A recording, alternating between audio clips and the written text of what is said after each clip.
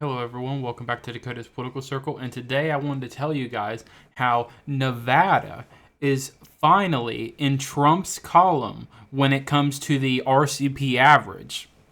So Trump officially leads in the state of Nevada, which is the most insane thing to see, which I did not expect, especially this early. But if you look right here, the Wall Street Journal posted a Trump +6 in the state of Nevada. Now, most likely the actual results that end up happening probably isn't going to be that, but that is a massive uptick for Trump because that gives Trump a massive lead. I mean, it gives Trump a slight edge in the state of Nevada when it comes to the RCP average. And Trump already leads in several key states. So if he's finally leading in a state like Nevada, that really shows that a lot of stuff is starting to change. And I believe there's only one swing state left that Trump needs to get. And I wanted to show you right here just to show you. Trump is closing in on the RCP averages, like national popular vote. And Harris only has a 1.7 lead, and there's even been a poll with NBC and also Yahoo News a little bit back that showed a tie. And then there's also obviously Rasmussen that usually shows Trump. But NBC and Yahoo News are pretty reliable, especially NBC is pretty reliable or left-leaning. So them showing a tie in a race like this really does a lot of numbers to show you that Harris is starting to lose a lot of gains significantly. And if Trump actually does get a popular vote victory, he will definitely win the House, he'll win the Senate guaranteed, and he'll also win the presidency, obviously, for obvious reasons. So if he actually did end up winning the popular vote, it would have massive implications when it comes to the House. The House is the big thing there. So I just wanted to show you that as well. But to show you right here why Nevada can be an important state, I want to show you right here. So this is the map in general, and also I'll lock it before it pops up. Actually, let me not lock it yet, and then let me put the pie on the left side. There we go, and then I'll lock it. All right. So let me show you right here exactly why. So let's do the obvious states that are going to be going blue or red for the obvious reasons, and I'm going to leave off the swing states. But I do want to show you exactly why Trump. It's very massive for Trump to be leading in these key states. So to show you right here, let me just get through all of these. So we got New York. We got Virginia. I'll put Minnesota as well just to put it. New Mexico, Colorado. You got Illinois going to Harris. And I'm not sure if there's any more. If there is, I will mark them. And let's do all of these for Trump. All of these that are not swing states. So let's get through every single one of them just to get through them. And almost done. I just want to get through them just to show you exactly why this is very, very important. And I think that is all of them from what I can tell. Yep. Okay, so 219 to 226. And let me show you right here. So let's say Nevada goes to Trump. It's 225 to 226. And then let's look right here. Let's look at the national stage. So let's look at Georgia. Who's leading in Georgia right now? You got Trump leading in Georgia by a little bit of an amount. So Trump wins Georgia, 241 to 226 already. And then let's do North Carolina. Trump is leading in North Carolina. So we do North Carolina, it's 257 already for Trump. And I think he only needs one more state here. So let's do the state of, let's say Arizona. Let's do the state of Arizona. The state of Arizona has a Trump 1. So Trump won. It's 268 to 226.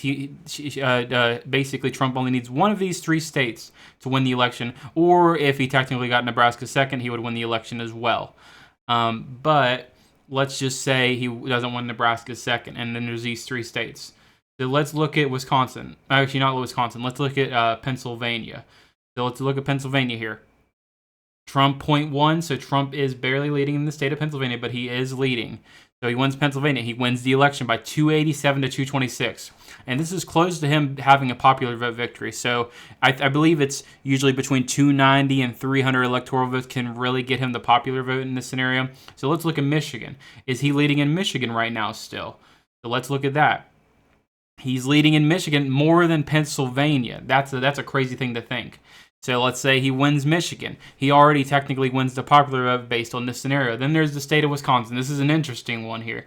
So the state of Wisconsin is the only state in the battlegrounds that is a Harris .3. But the last three polls have shown a tie, and the ones before that showed a Trump lead. So very soon you will be seeing Wisconsin in the Trump column. So for now, let's just say Harris wins Wisconsin.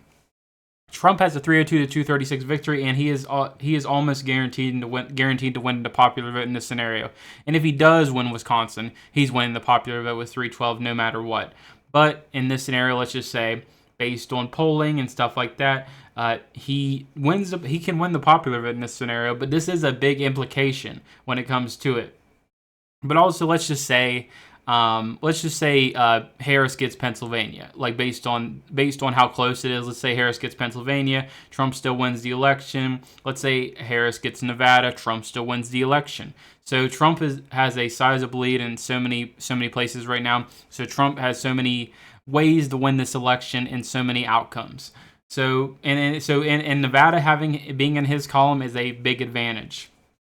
He basically almost has every single swing state in his RCP average except Wisconsin, and he's almost guaranteed to get Wisconsin soon as well in the average. We shouldn't get complacent, obviously, but it is a big advantage to say Nevada, Nevada, Arizona, and Michigan have a decent lead. I mean, Nevada's a little bit way closer, but Nevada votes more left of Pennsylvania, so I would say it's better that Nevada has what they have than Pennsylvania, because Nevada usually votes left of Pennsylvania. So, and also seeing a state like Michigan almost having a Trump +1, that is also very massive. But Nevada has huge implications when it comes to this. If Trump is leading in the state of Nevada right now, it is dooming time for the Harris campaign.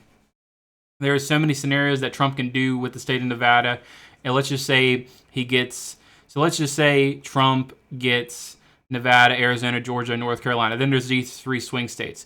If he gets one of these three swing states, which he's leading in two already, and Michigan by a sizable amount, he wins the election. So Nevada is a very big state here when it comes to this, because if he can get Nevada, Arizona, Georgia, and North Carolina, these three states, he only needs one. He gets one of them, he wins the election. So Nevada can have big implications if it comes down to like Pennsylvania going to Harris. And you got Wisconsin going to Harris. Then you got Trump getting Michigan. He wins the election. So you could have a 2-for-1 deal. So Harris gets this, Harris gets that, and Trump gets this. I think the most likely scenario would be if Pennsylvania did vote for Harris. I think this would be the most likely scenario, because if Michigan votes for Trump, Wisconsin is voting for Trump, because Wisconsin is always underestimated. So if you really did want to say Pennsylvania is going to vote in line with the polls, and if Harris was leading at the time, I would say this could also be the outcome as well. Now, it is possible Trump could also win the popular vote in this scenario, but it's a little bit less likely. But I do think this is a great look for Trump, because Nevada is a state he I wouldn't say he needs, but it is a state that does help him in the end. So if he can win the state of Nevada, it is big implications where he could sweep across the board, where he gets Pennsylvania, Michigan, Wisconsin, Nevada, Arizona, Georgia, and North Carolina. And there is a scenario where if he overperforms well enough, he could possibly try to pick off the state of Virginia. Now, I'm not going to go that far and say he's going to pick off the state of Virginia, but I'd say if he overperforms by election day in all of these states and has over maybe like a 2-point lead in many of these states, I would say the state of Virginia is going to get a lot closer. Now, if you look at the board, obviously, if I show you right here, he's obviously not leading in the state of Virginia, and it is a pretty decent margin, but it is closer than usual. But you never know. The state of Virginia can do anything they want, but I still want to show you just in case. So looking at the state of Virginia, it is an RCP average of 6, but remember, the state of Virginia usually votes by, on average, about 18 or 19 points. Actually, yes. No, by 9, I messed up that. I meant to say 9 or 10. So 9 or 10, and then in 2016, 5. So, and then also in 2020, if you look at it, Biden was favored by a lot more, by around like 11 or 14. So if Harris is only favored by 6, you could see a big advantage. You could see more 2016 numbers, possibly a 3 or a 2 by Harris. But I'm not going to go that far and say she's going to win the state of Virginia. I mean, for Trump to win the state of Virginia. But let's just say this could be the outcome you could see on election day because of the shift from Nevada. But I did want to bring that up just to tell you guys that Nevada is shifting towards Trump's column, and there is only one state left that Trump needs to sweep the board when it comes to the battlegrounds, and that is the state of Wisconsin. And obviously Wisconsin, even though people are going to say, oh, well, she's leading in Wisconsin and all that stuff, if you look at past elections, Trump is always underpolled in the state of Wisconsin. Like, look right here, a 6-point advantage for Biden, and he almost lost the state of Wisconsin. Then when it comes to Wisconsin in 2016, Hillary Clinton was favored by 6.5. He overwhelmingly performed her in the state of Wisconsin. So there's no doubt Trump's probably going to get the state of Wisconsin.